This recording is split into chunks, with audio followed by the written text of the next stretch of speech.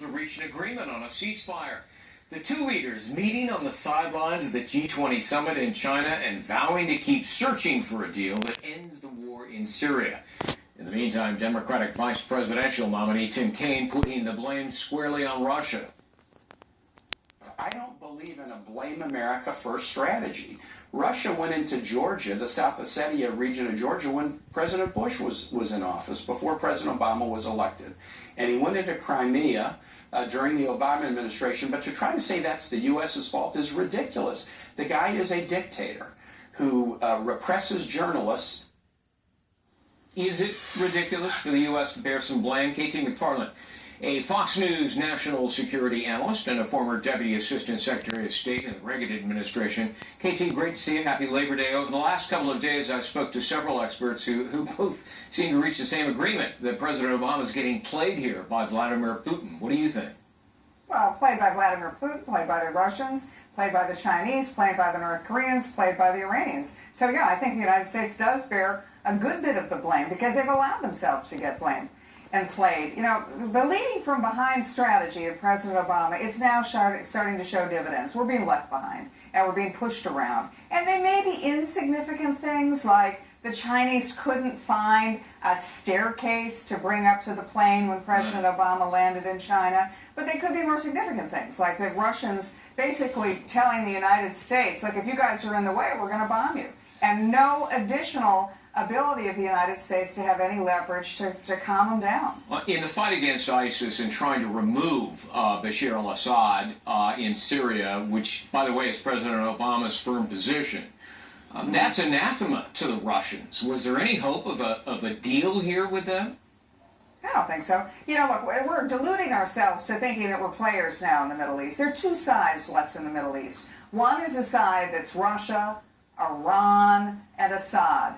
We're saying, no, Assad has to go. The second side is ISIS. Well, nobody's for them, right? But we're somehow this mythical third force where we want Assad to go, we want to defeat ISIS, but we're kind of standing there all by ourselves, stuck in the middle of this civil war. And we're really not in a position to play in the Middle East anymore. We've ceded that position to the Russians and to the Iranians. And the problems of the Middle East today are not going to be solved by President Obama or even Secretary Kerry or even potentially President Clinton sitting down and trying to talk to the Russians. The Russians are just running circles around the United States foreign policy at this point. And are they also hacking into our systems and trying to interfere in the U.S. election?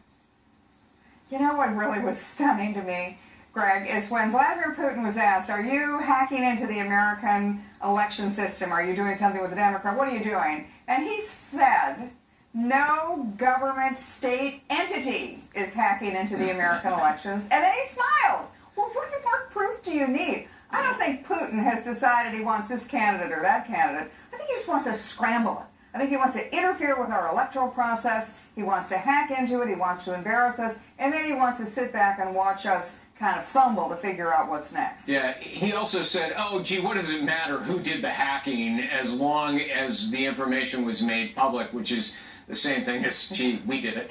I want to ask you, because you brought it up, okay, so President Obama arrives in Hangzhou, China for the big G20 summit. Lots of talk planned about global economic growth there. Every single leader of every nation who is attending gets a red carpet treatment.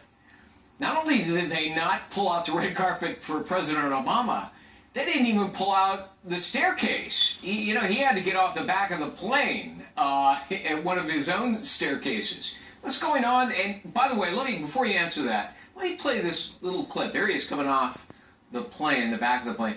There's this almost fisticuffs going on the tarmac between a couple of officials. Take a listen.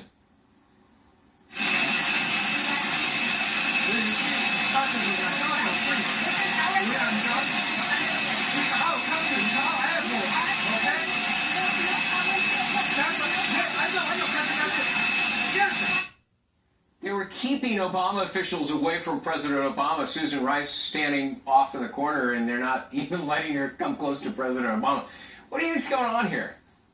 Well, the Chinese are saying, oh, it was a big mistake, we didn't really mean to do it. They deliberately did that. They deliberately humiliated him 3 times. One, they didn't give him stairs to walk off the plane.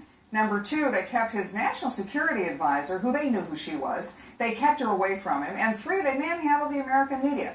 Now, it's a slight, and for the Chinese to do that, in China, things like insults and losing face, that's a big deal. That was telegraphed all over the world and certainly all over Asia. Why would they do that? Do they have nothing but contempt for the U.S. or for President Obama?